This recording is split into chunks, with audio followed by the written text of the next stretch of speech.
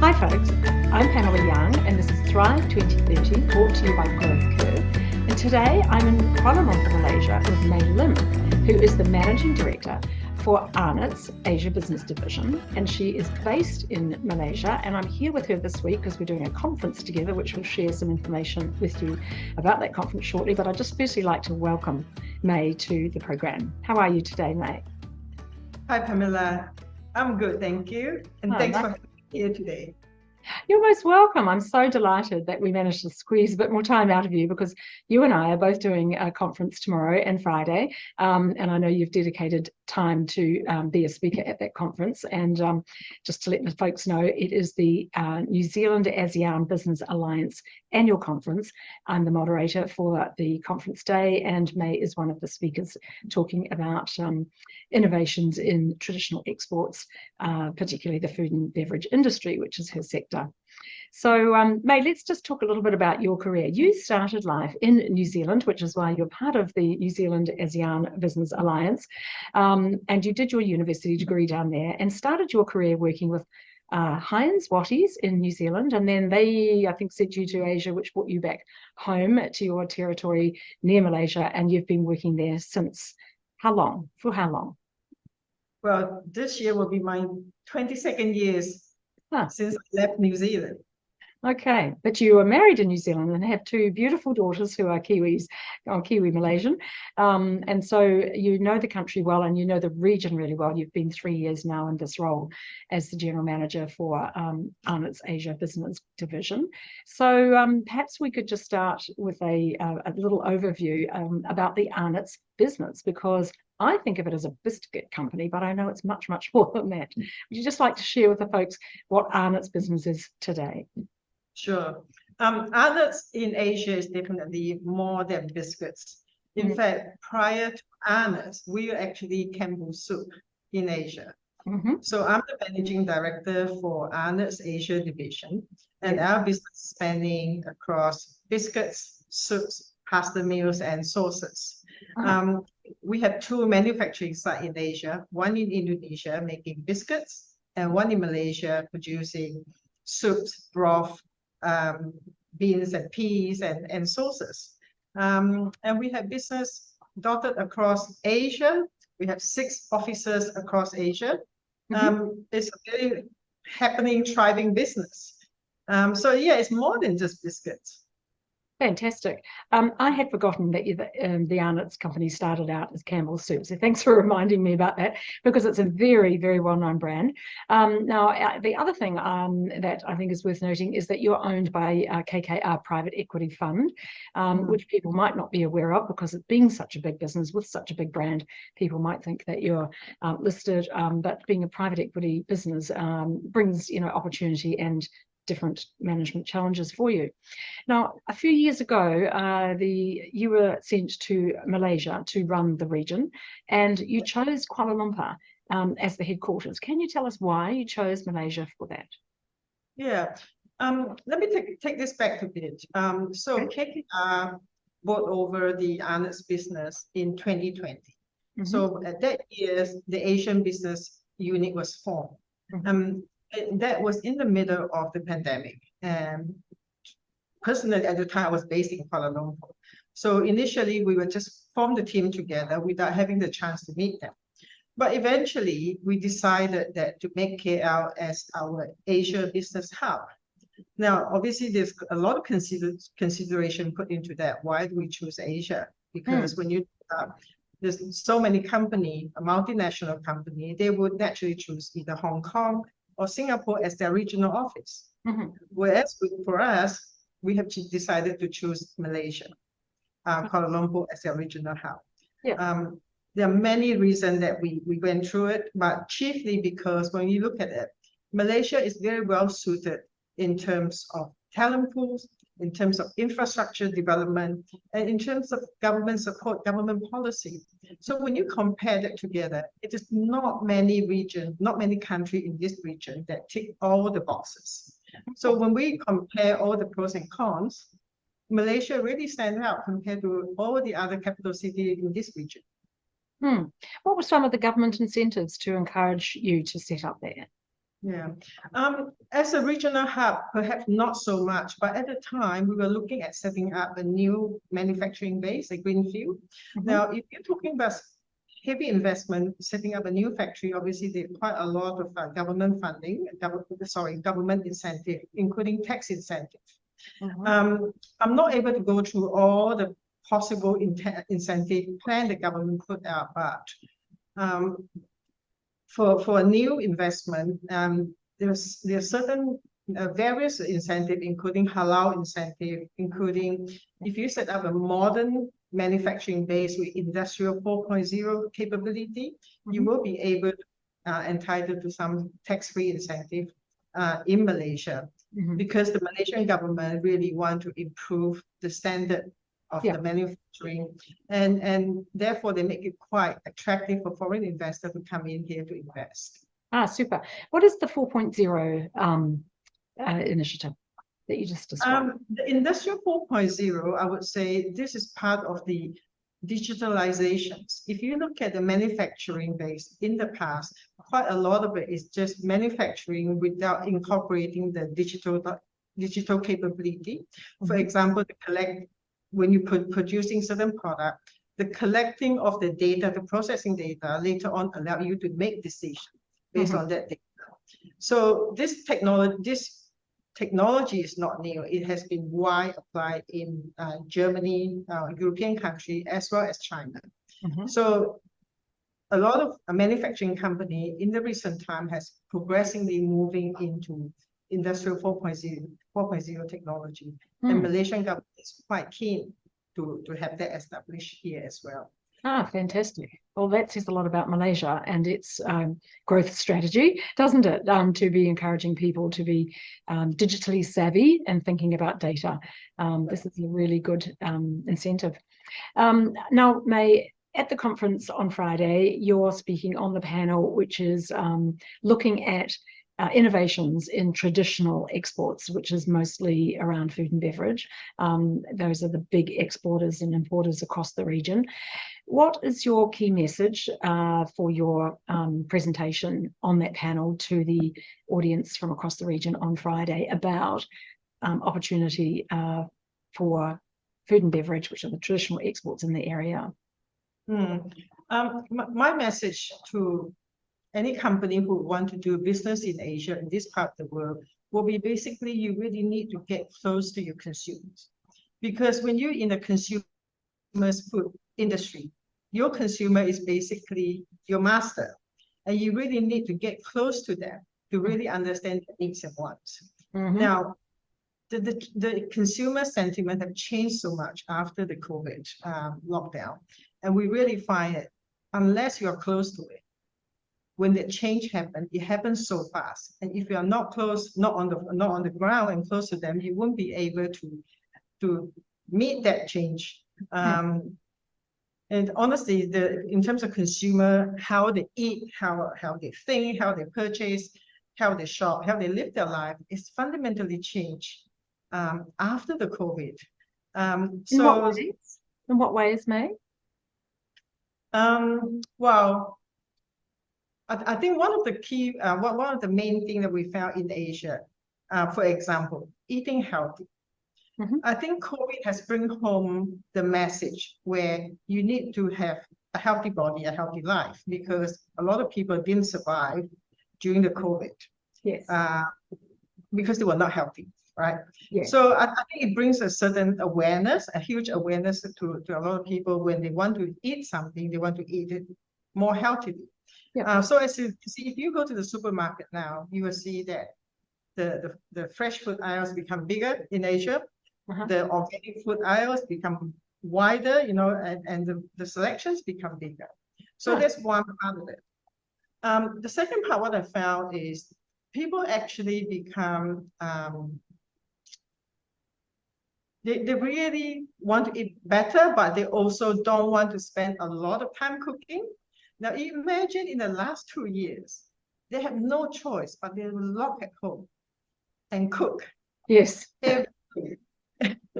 So when they're stuck now at home, so they have to cook. Yes. Yeah, but now the last thing they want to do is slaving hours and hours in the kitchen to cook food for the family. So what we have noticed that the trend, the requirement for convenient food, it just exploded. And now if we are not close to the ground when that lockdown lifted, and you're just like, why is people not buying my food anymore? Yes. Yes. Right. So that changes it. So it is important if we want to do business in this part of the world, getting to know your consumer really well, getting really know, stay in trend and stay ahead of the trend is absolutely necessary. Yes.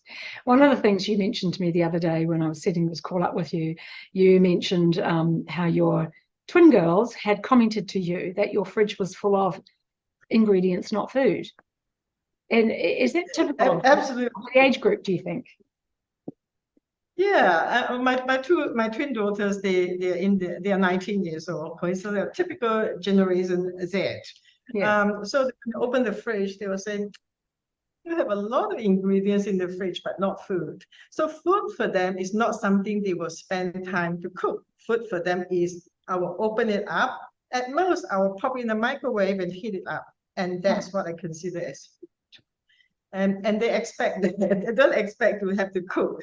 Okay. And I think that probably reflects a lot of younger people that I want food now. Yes. So the mentality, yeah. So the message to food manufacturers is more processing and the delivery of a finished product as opposed to an ingredient. Yeah, I think it's more of ready, easier, simple, but it doesn't mean that you can give them junk. Yeah. My Yes. They are so savvy. They know what they need every day about protein, about carbohydrate, and they read labels. So I think a lot of younger generation, because of the information available on social media, they read labels. They know what's good for them, but they also want convenience. So I think as a food manufacturer, you probably need to combine these two. Yes. Offer good tasting food, good quality food, but convenient. Yes. What would your message be to people that are not exporting across the region, particularly from, say, Australia and New Zealand? What would be your words of encouragement for them if they're thinking, I wonder if I should start exporting to Asia? I recall a conversation with one of the trade commissioners the other day, and she did say to me that a lot of food manufacturers down under will say to her, "Oh, we don't need to go. Our market is big enough down here." And I guess going to Asia, which is seen to be a challenge by a lot of Australian and New Zealand manufacturers of food and other things, can be difficult because of the many cultures across Asia. It's not one market, it's multiple markets. So what would be your words of encouragement to them about how they might prepare to bring their food to Asia? We know that many Asian countries are still very fast growing, and they have very youthful populations, and they present massive opportunities for manufacturers. Yeah, and I think that's a very good question. I was in New Zealand about this time last year for about 6 weeks. And I went to many different places in Auckland and also in South Island. And there was some lovely local manufacturing food. And like you say, I'm quite happy here. I don't need to export. I've got enough business to do. But I just thought, if you make wonderful food, which you are, why don't you bring it to Asia? Because when you think about Asia, in particular in this part of the world, Southeast Asia, people are very open-minded. Yeah, they want to try new things. And also, Southeast Asia or ASEAN country is a highly, very fast developing country. The purchasing power is increasing every year. Now, you don't need to have one product to go to all the market, or you don't need to go to all the country. If you just pick one or two high-income countries, for example, you can go to Singapore, or you can just come to Malaysia, or you can just go to Bangkok. That market itself is enough for you to develop as a small start, but the opportunity for you to grow your business is so much bigger. Yes. Unless you say to me, I don't really want to export, that's a different story. But if you're not sure on how to export, it's actually not that scary. I think people appreciate good food. They do. And I think one of the advantages of both Singapore and Malaysia is that they have a British heritage, British legislative heritage. They both speak English extremely well. So for Australian and New Zealand businesses to export, as you say, it does require them to be, doesn't require them to be on the ground there. Do you think that they need to set up a local hub in order to be successful? Yeah, I think for a start, as if you're a small New Zealand exporter, a small Australian exporter, you don't need to set up an office here, but you do need to find someone, can be your distributor or someone who can be your on-the-ground contact to help you, manage the distributor, manage the distribution or the import, export, that sort of paperwork. You don't need to be here until your business has reached a certain size. Yes. Yeah, but I think the key thing here is the market is big. And you don't need to worry about whether the people can afford it, because it's a huge middle class consumers who's well exposed, who appreciate good food, and who really appreciate product coming from Australia or New Zealand, because to them this is high quality country. Yes. Yes. What has surprised me on this trip is that I got off the plane the other day prepared to say Salamat Pagi to the nearest person who approached me, and everyone just said hello. So the greetings everywhere, at the airport, in the Ubers, at the cafes, in business, in the meetings, it's all just been hello. So I think it's really important for Western nations to know that you don't have the language barriers in many Asian countries anymore. And so, I'd like to encourage people to think about coming up and having a look, because there's a lot of great stuff going on here. Thank you for that, May. That was really helpful to get that background on Arnott. Now, because you are a female leader and an Asian leader, you've worked both in the East and the West with your extensive time in New Zealand doing study there and working there. Let's just talk a little bit about what it takes to be a female leader and an Asian leader and working across cultures and managing people across cultures. So if we start with the female leader, can you just tell me what your career has been like, and what the observations you've made about the challenges and how you've managed them, and what your advice would be to others? First of all, I'm not sure if I can give advice, but first of all, I want to say I did not set out to be a leader. Okay. I started my career, I just work. But as you progress, and into today, if you talk to any of my direct report, or most people who work with me, behind my back, they probably say, "Oh gosh, she's so scary." You don't appear scary to me.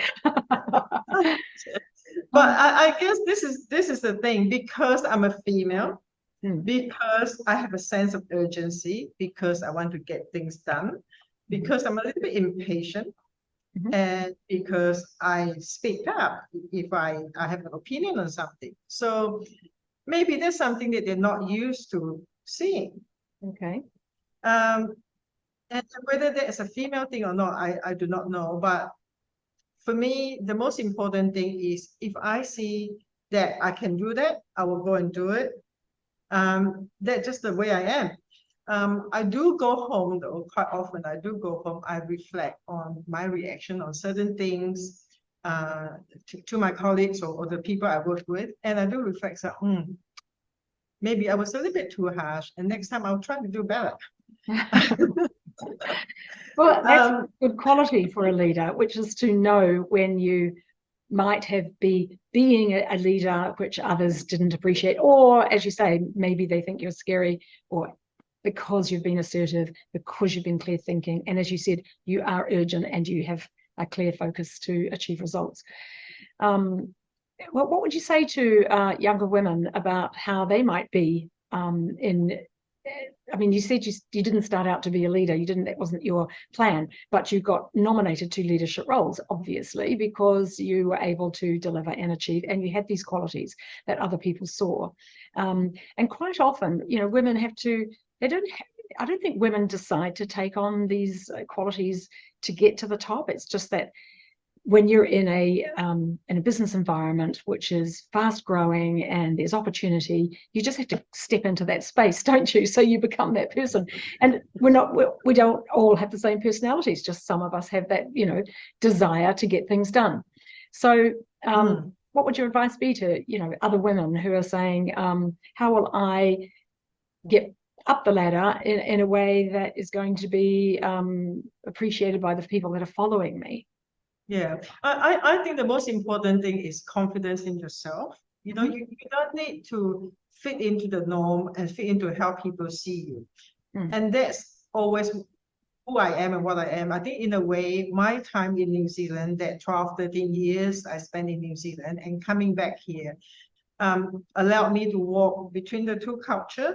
I still have the understanding of Asian culture, but I have the background of a Western culture that allowed me to speak up when I need to, allowed me to be assertive and allowed me to have opinion. But I do want to say that in Asia, it is possible. If you are good, it is possible for you to raise to the top, whether you are a man or woman. I do feel that the society is direction +60 What is it? That was my phone going off. How annoying. I'm so sorry. Let's start again from what was the opening statement? We're talking about start again from that comment where you said, I do believe that it's possible, whether you're a man or a woman, to get up the ladder in Asia. Yeah. I lost my thread now.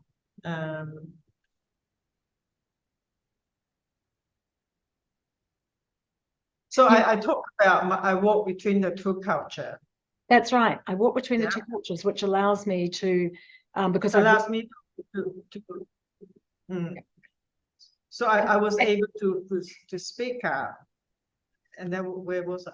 Yeah, you were able to speak. We walk between the two cultures, and you're able to speak up. And then you said, I do think that whether you're a man or a woman, either there's opportunity for both in Asia to grow into leadership. You were about to say, that the barriers for women in Asia are not as great as you might see in the Western cultures. I think that's where you were going. Yes. Okay. So let's just start with because I'm able to walk between the two cultures. Yeah, okay. Because I was able to walk between the two cultures, I do believe that my background as an Asian allowed me to understand the Asian sentiment, Asian way of doing things, and my time spent in New Zealand allowed me to really able to express my voice in the office environment. Having said that, however, I do feel that in Asia, if you are good at what you're doing, if you are determined to do well in what you're doing, there is a good opportunity for you to raise to the top, whether you are a man or woman. Personally, I do not find that being a woman is a disadvantage position or situation that preventing you from moving up in Asia. I think the opportunity is there. So my advice to younger female, if you're watching this video, you're listening to it, I would say, do your best. I think the society have changed so much, even in Asia. I do not believe that women's been put into this box that you are a woman, therefore you cannot be promoted, or men will have an advantage over you.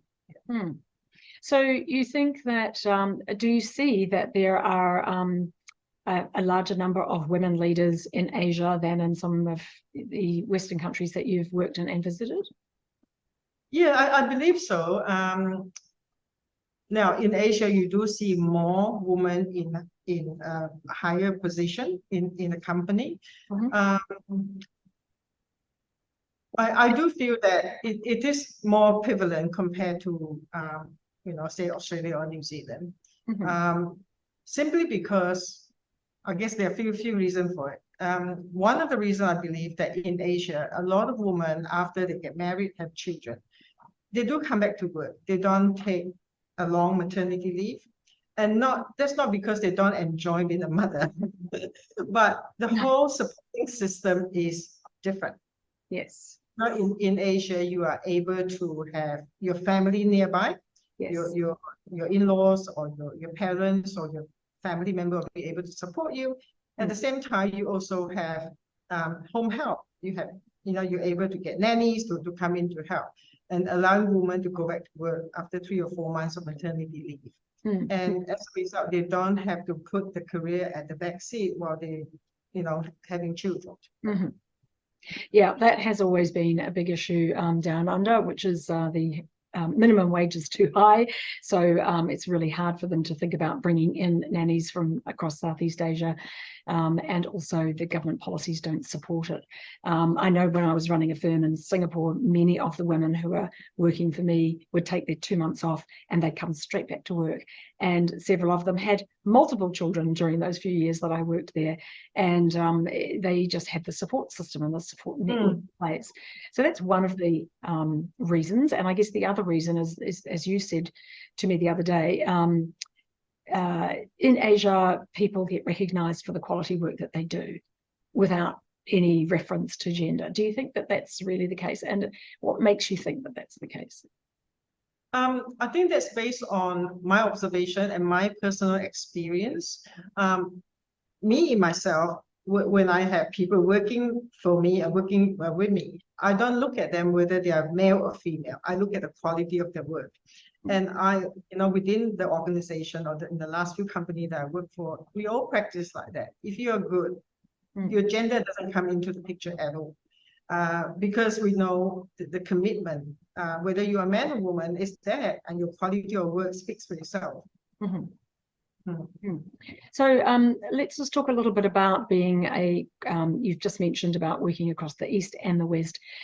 Which is, something that I believe managers today, if they want to be effective in global organizations, need to have both experiences. Because when you've had lived experience in other people's cultures, you are very aware of what it feels like to be a minority. I've had a couple of experiences myself where I've lived in different countries, and you know what it feels like to not quite fit in on your first week. So it takes a while, doesn't it? Oh, damn. Can you hear the dog barking? No. I'm going to have to start that question again. I don't know if it'll end up on the recording for sure. Sit down, you lot. Okay, I'll start that question again. Take time for them. Okay. So May, let's just talk a little bit about that comment where you said you've got experience across the East and the West. I'm a firm believer that in this day and age, whether you're running a global business or even just a local business, you do need to have experience in cross-cultural management. And that's because it's such a mobile world. People are working across the globe. I don't think there's a country that is not multicultural in terms of the people that are working in the industries, but also in companies. Most employers have immigrants working in their businesses.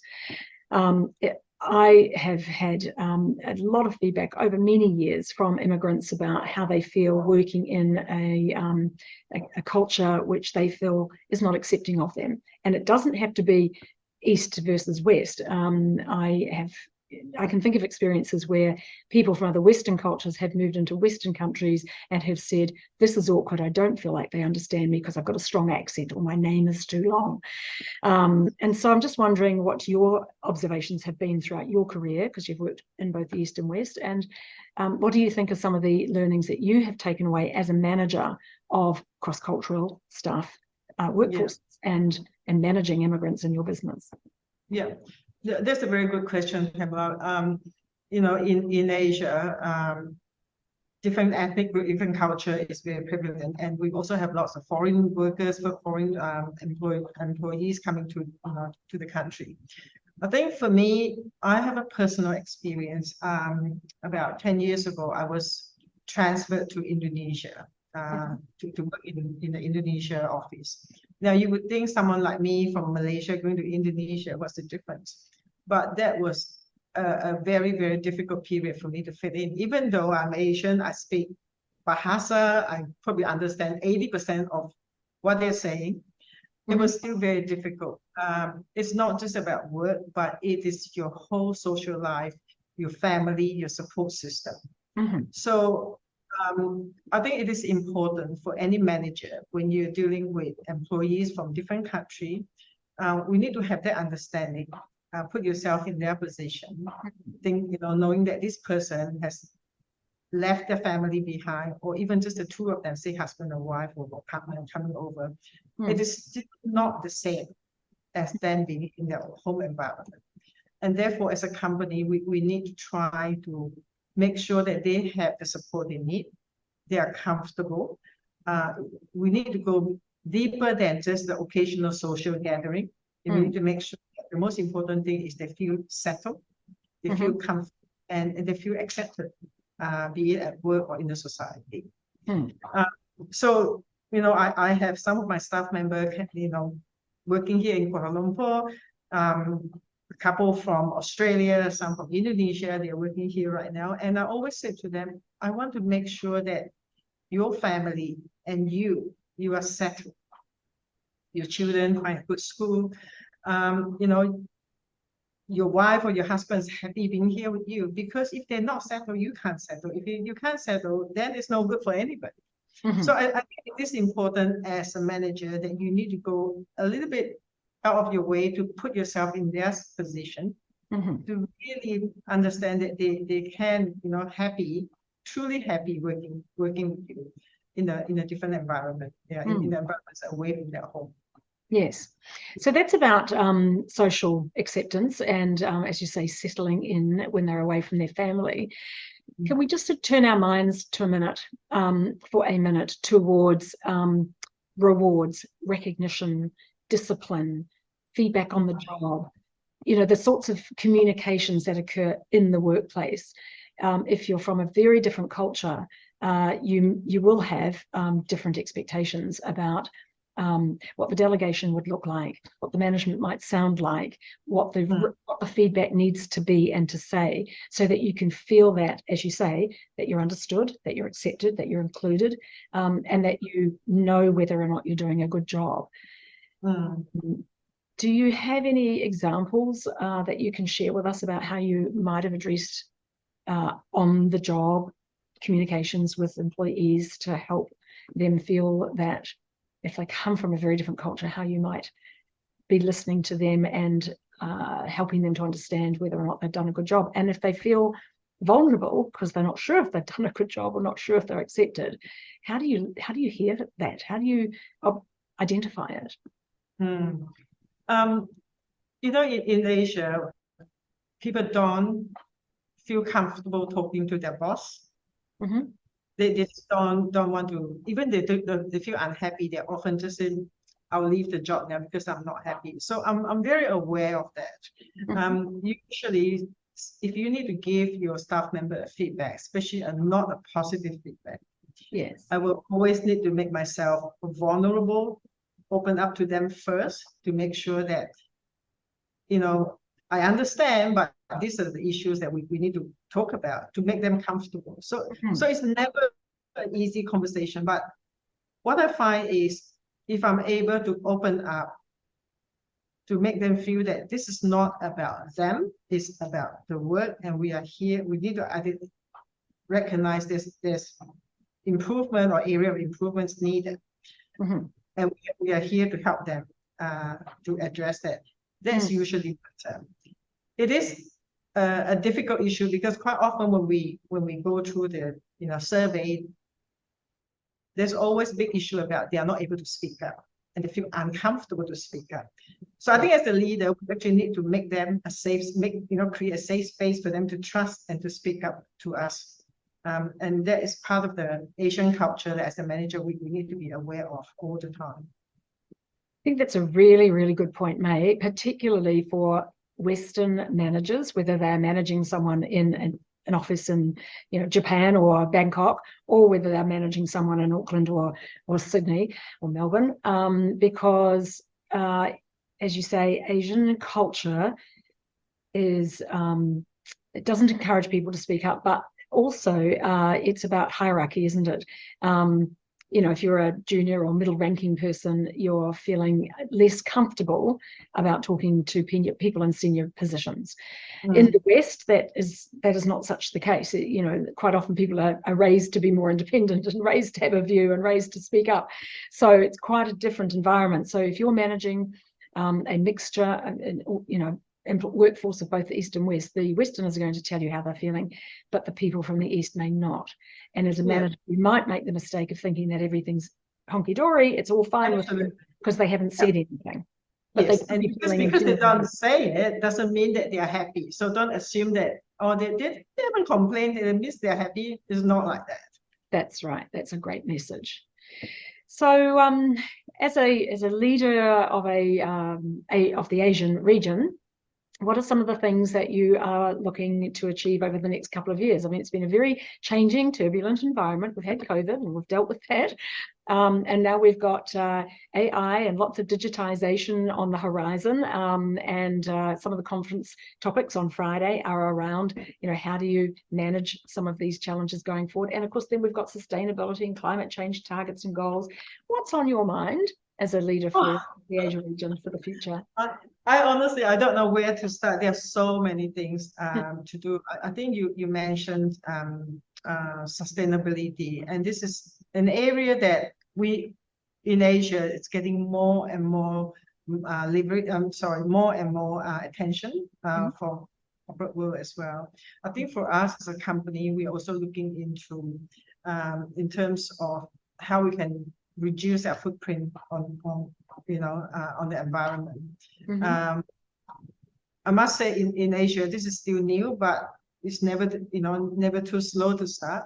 From our part, I think for the next 2 years, for the sustainability or the environmental impact point of view, we are working on reducing on our packaging usage without having to go into the area that we are not familiar with. Immediately, what I always believe that is, if we can do something within our current existing business, for example, if we can reduce the usage of a plastic or packaging by 20%, and we, our business in Asia is actually, not small. If we can reduce 20% of the packaging that we use, that is a significant step to begin with. Yeah. And the next thing is we can make all our packaging recyclable. That's another big steps. Yes. So these are the little steps that we will do in the next couple of years. The first step is to redesign our packaging to make sure and allow us to use less of the plastic or whatever packaging we're using. And the next thing is to make sure that our packaging material we use are fully recyclable. So I would say that's a couple of things that we will do. Yes. What sort of packaging would you replace that with? Is it like plant-based products that look like plastic but are not plastic to cover your products with? I mean, what do you replace it with? Yeah. I think immediately we can look at reducing the usage of plastic. So for example, if a packet of biscuits use that much plastic, we can design in a way that we can actually reduce the usage of smaller package, will still be able to use it. So it's the reduce. And the next step is recyclable. For example, if you have a plastic with tin foil, you make it very difficult to recycle. So what we can look at is how do we make our packaging recyclable without compromising on the food quality.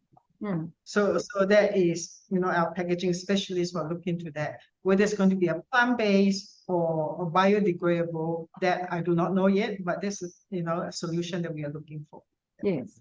And lastly, are there any technologies that you are adopting as a business, like AI, machine learning, robotics? As a business, are you adopting anything that you'd like to share with us that would help others in the sector? I think AI is a fast word everyone's using, and I'm not going to go into that for now because I can't comment on things I don't really know that much for now. I know it is very amazing, and I use it for a personal basis. But I think for work, we are moving towards more digitalization, be it from a quality point of view, from production. All this information or data before that was quite manual, and we have to enter into the system, going through an app.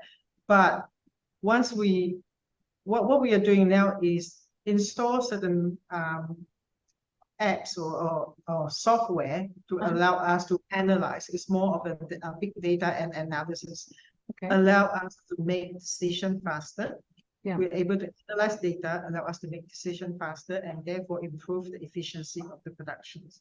So this is something that we are installing and working on, using data to help us make better decisions for the business. Ah, fantastic. I think it was Peter Drucker who said, if you can't measure it, you can't manage it. So I think you're onto a winner there. Okay, so this has been a really interesting conversation. Thank you so much, May, for your time today.